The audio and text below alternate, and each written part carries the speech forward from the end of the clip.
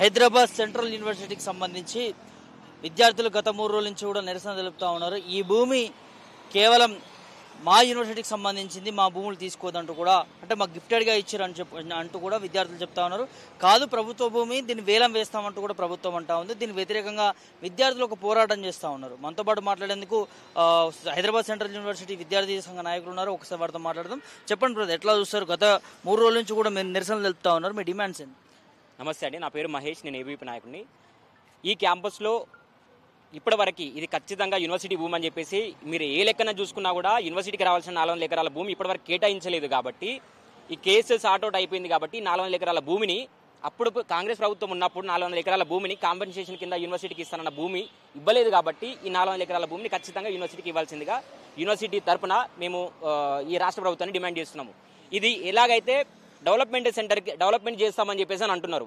ఇది డెవలప్మెంట్ కాదు, కంప్లీట్గా డిస్ట్రాయ్ అని చెప్పేసి మేము చెప్తున్నాము. ఎందుకంటే కార్పొరేట్ శక్తులకు అప్పచెప్పడానికి ఈ 400 ఎకరాల భూమి, హైదరాబాద్ మెయిన్ సెంటర్లో ఉన్న ఈ 400 ఎకరాల భూమిని కార్పొరేట్ శక్తులకు అప్పగించడానికి మాత్రమే రేవంత్ రెడ్డి ప్రయత్నం చేస్తుంది.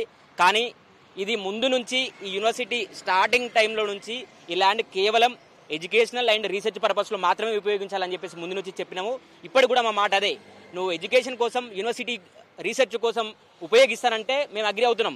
యాజ్ ఏ యూనివర్సిటీ స్టూడెంట్గా మేమందరం అగ్రి అవుతాం.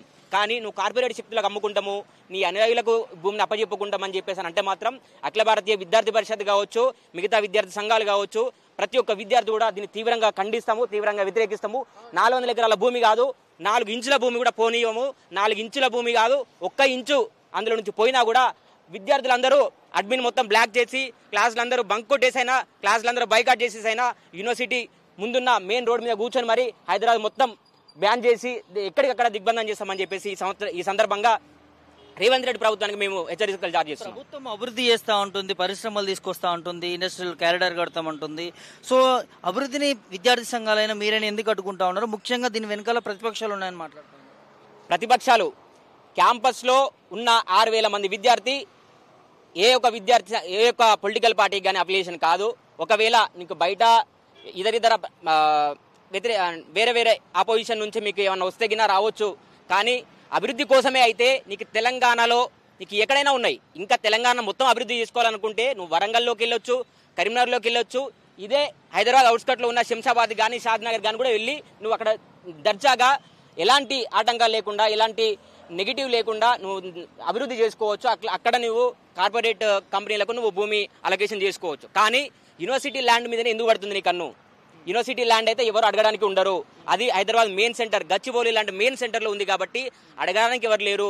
దీనికి ఒక లూప్ హోల్ ఉందని చెప్పేసి పట్టుకొని ఈ భూములని వాళ్ళ అనుయాయులకు మాత్రమే, కాంగ్రెస్ ప్రభుత్వంలో ఉన్న అనుచరులకు మాత్రమే ఈ భూమిని అప్పచెప్పడానికి మాత్రమే ప్రభుత్వం చూస్తుందని చెప్పేసి. 2 ఎకరాలు కాదు కదా, దాదాపు 400 ఎకరాలు అంటే చాలా పెద్ద విషయం ఇది. సో అట్లాంటిది ప్రభుత్వం నిజంగానే దీని వెనకాల కుట్ర చేస్తుంది అనుకోవచ్చు? ఖచ్చితంగా కుట్రుందని చెప్పుకోవచ్చు. ఎందుకంటే హైదరాబాద్ లాంటి ప్రాంతంలో 400 ఎకరాల భూమి ఒక దగ్గర దొరకడం అనేది ఇంపాసిబుల్. ఇప్పుడున్న కాలంలో అస్సలు ఇంపాసిబుల్. కాబట్టి హాట్ కేకులు లాగా గచ్చిబౌలి లాంటి ఏరియాలో 400 ఎకరాల భూమి దొరికింది. ఎప్పుడెప్పుడు ఎక్కడెక్కడ దొరుకుతుందా అని చెప్పేసి వెయిట్ చేస్తున్న రేవంత్ రెడ్డికి ఈ 400 ఎకరాల భూమి మంచి హాట్ కేక్ లా కనిపించింది. కాబట్టి ఈ భూమిని ఎట్టి చేసినా పర్లేదు, దీన్ని లాక్కోవాలి, నాకు అనుకూలంగా ఉన్న కంపెనీలకు అప్పచెప్పాలి. రేపటి రోజులలో నా ప్రభుత్వం ఎలాగో కూలిపోతుంది. ఖచ్చితంగా ఇప్పుడు దొరికిన అవకాశాన్ని మాత్రం మిస్ చేసుకోవద్దని చెప్పేసి మాత్రమే రేవంత్ రెడ్డి ప్రయత్నిస్తుందని చెప్పేసి విద్యార్థులందరూ దీన్ని స్ట్రాంగ్గా బిలీవ్ చేస్తున్నాయి. ఇలాంటి దాన్ని తీవ్రంగా ఖండించి మేము పెట్టుబడి అంతా కూడా ఉత్తకత. పరిశ్రమలు పెట్టుకోవాలంటే నువ్వు ఎక్కడైనా పెట్టుకోవచ్చు. రేవంత్ రెడ్డి లేక ముందు తెలంగాణ వచ్చిన తర్వాత గత 20 సంవత్సరాల నుంచి 10 సంవత్సరాల నుంచి ఇతర కంపెనీలు వచ్చినాయి.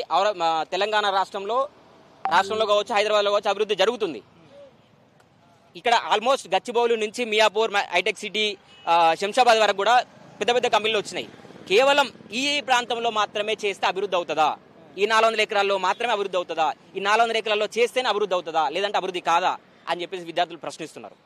3 రోజుల నుంచి కూడా మిమ్మల్ని కస్టడీలో తీసుకుంటా ఉన్నారు, అరెస్ట్ చేస్తా ఉన్నారు, లాఠీ చార్జ్ చేసిరని కూడా చెప్తా ఉన్నారు. నిజమేనా? అవును. ఎందుకంటే ఇది విశ్వవిద్యాలయ భూమి. విద్యా సంస్థల్లోకి పోలీసులు కానీ, డిపార్ట్మెంట్ వాళ్ళు కానీ ఎవరు రావడానికి అర్హత లేదు వాళ్ళకి.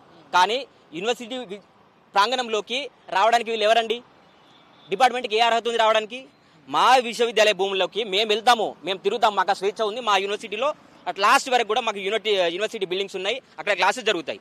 సో నిన్న నువ్వు నిజంగా ఇది అభివృద్ధి కోసమే చేస్తాము, దర్జాగా చేస్తాము, మాకు అధికారం ఉంది అని అంటే హాలిడే సందర్భంగా నిన్న సండే అండ్ పండగ కూడా దొంగదారిన దొడ్డిదారిన నీకు రావడానికి దొడ్డిదారిన నువ్వు ఈ ప్రయత్నం చేస్తున్నావు అంటే ఇండైరెక్ట్ గా సమాజానికి అర్థం కాదా నువ్వు చేస్తున్న దొంగ పని అని చెప్పేసి, నువ్వు చేస్తున్న దౌర్జన్యం అని చెప్పేసి.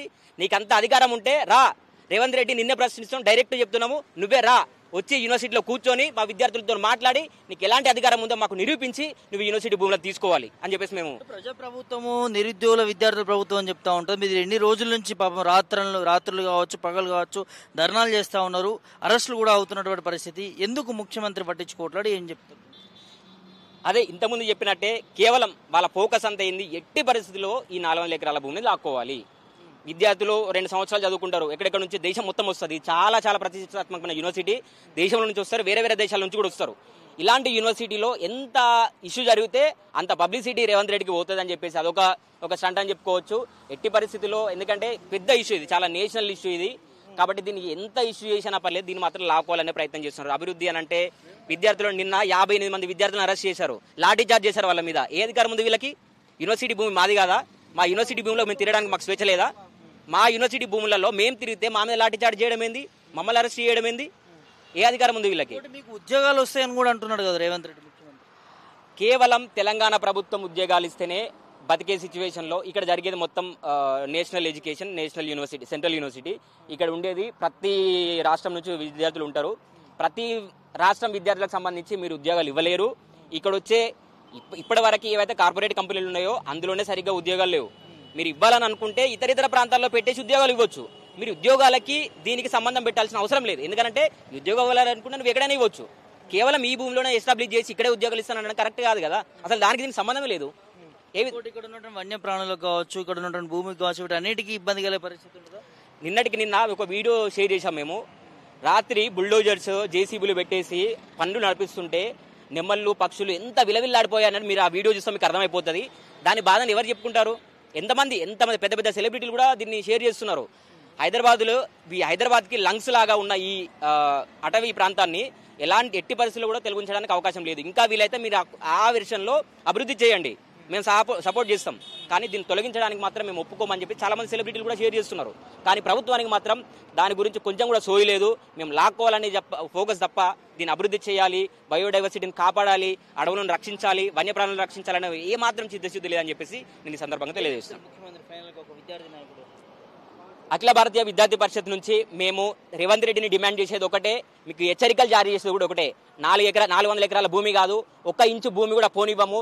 అంత విషయానికి వస్తే హైదరాబాద్ మొత్తం కట్టుదిట్టంగా అఖిల భారతీయ విద్యార్థి పరిషత్ తెలంగాణ రాష్ట్రంలో మొత్తానికి పిలుపునిస్తే ఒక్క హైదరాబాదే కాదు, తెలంగాణ ప్రాంతం మొత్తం కూడా నీ కాంగ్రెస్ ప్రభుత్వాన్ని కావచ్చు, మంత్రులను కావచ్చు, ఎమ్మెల్యేలను కావచ్చు, నీ కార్యక్రమాలను అన్నిటిని కూడా ఎక్కడికక్కడ బంద్ చేసే అంత కెపాసిటీ అఖిల భారతీయ విద్యార్థి పరిషత్కు ఉంది.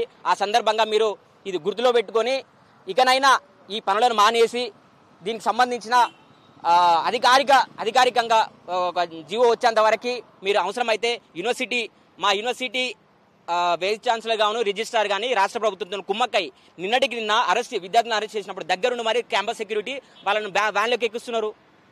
సో ఇదంతా మేము డిమాండ్ చేసేది ఒకటే, విద్యార్థుల పక్షాన కావచ్చు, యూనివర్సిటీ పక్షాన కావచ్చు, మేము డిమాండ్ చేసేది ఒకటే, ఈ 400 ఎకరాల భూమి ఖచ్చితంగా యూనివర్సిటీ అధికారులదే. సిగ్గు లేకుండా ప్రవర్తిస్తున్న రేవంత్ రెడ్డికి మేము డిమాండ్ చేసేది ఒకటే, మీరు ఖచ్చితంగా ఈ ప్రభుత్వం మానివేస్తే తప్ప, లేదంటే మీకు అడుగడుగునా మేము ఆటంకాలు ఎదురు చేస్తాం, ఈ ఉద్యమాన్ని మాత్రం ఆపేది లేదని చెప్పేసి సందర్భంగా తెలియజేస్తాం.